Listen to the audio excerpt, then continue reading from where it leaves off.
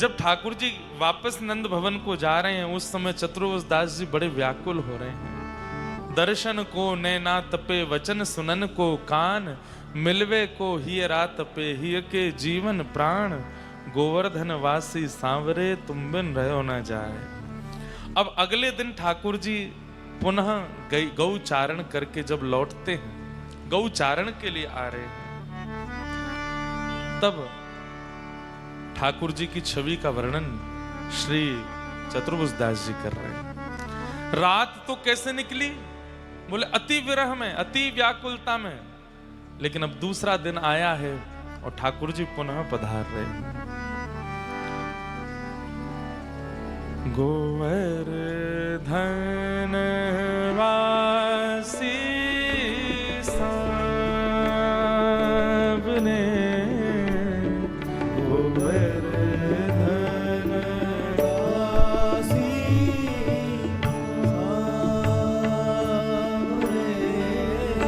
श्री गोवर्धन वासी साबने, गोवर्धन वासी साबने, हे लाल तुम बिन रहो न जाए, ओ लाल तुम बिन रहो न जाए। कल शरद पूर्णिमा है, कौन कौन आवे गो रात में कल? सबरे आवे वारे, छुट्टी लेके आए हो, झूठ बोल के आए हो कि वास्तव में आए हो? झूठ बोल के आए कई, तो झूठ बोल के कौन कौन आए हो? हाथ ऊपर करियो, आधे तो ज्यादा है। कल खूब आनंद आवेगो और इस पद को गाकर के ही कल कथा का प्रारंभ करेंगे। ठाकुर जी आ रहे हैं और श्री चतुर्भुज दास जी वर्णन कर रहे हैं। आहा, हे मन अभिलाषा यह रहे, लगे ना नैन निमेष, हो मन अभिलाषा ये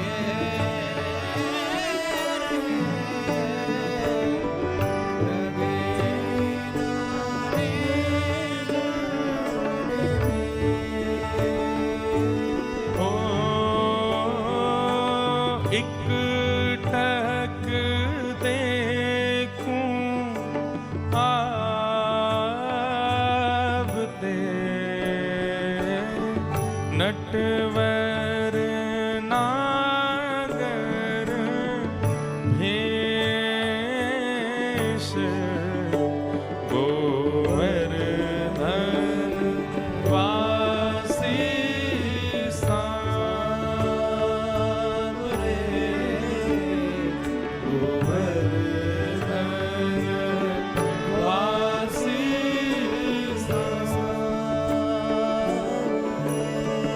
लाल तुम बिन रहो न जाए, ओ लाल तुम बिन रहो न जाए,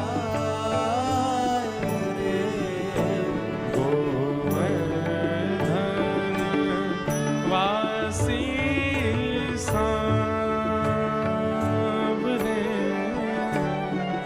गोवर्धन वासी सांवरे। एक बहुत विशेष बात सुनियो, ठाकुर जी के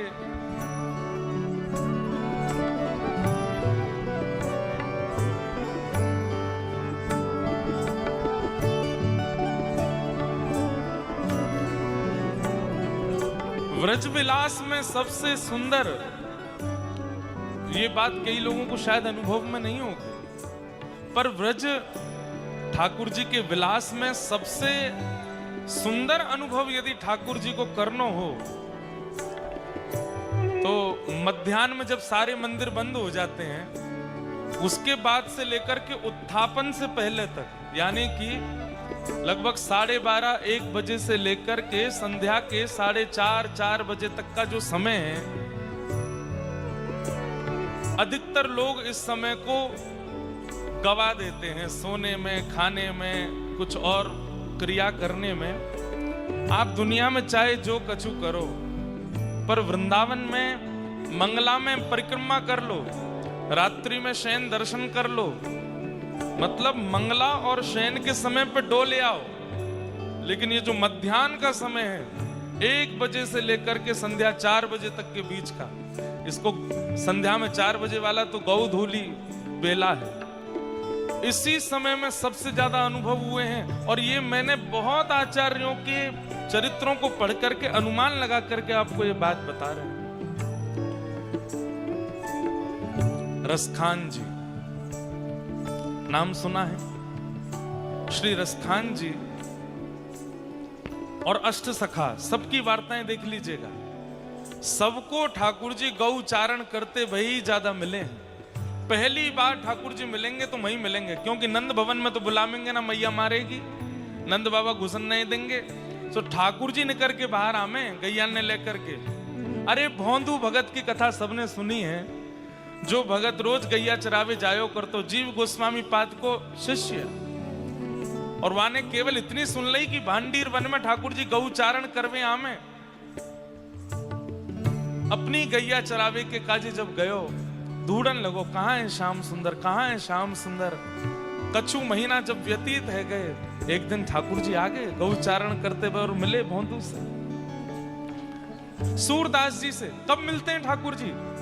जब राजभोग आरती हो जाती है श्रीनाथ जी की, उसके बाद जैसे ही शयन करा देते हैं, कपाट बंद होते हैं, सूरदास जी की कुटिया में ठाकुर जी आ जाते हैं। भाई पूरे दिना तो मंदिर में आचार्य के बंधन में रहते हैं ठाकुर जी, रात्रि में संध्या में पहुंचना पड़ेगा। ठाकुर जी आएंगे कब आपके पास? वो आएंगे इसी समय। ये जब मध्याह्न में वृंदावन के मंदिर बंद हो जाते हैं और उत्थापन तक जब तक खुलते नहीं, जितना है सके या समय में डोलो मत, भटको मत, ध्यान लगाओ, नेत्र बंद करो, स्मरण करो ठाकुर जी को। यही काल में ही आएंगे।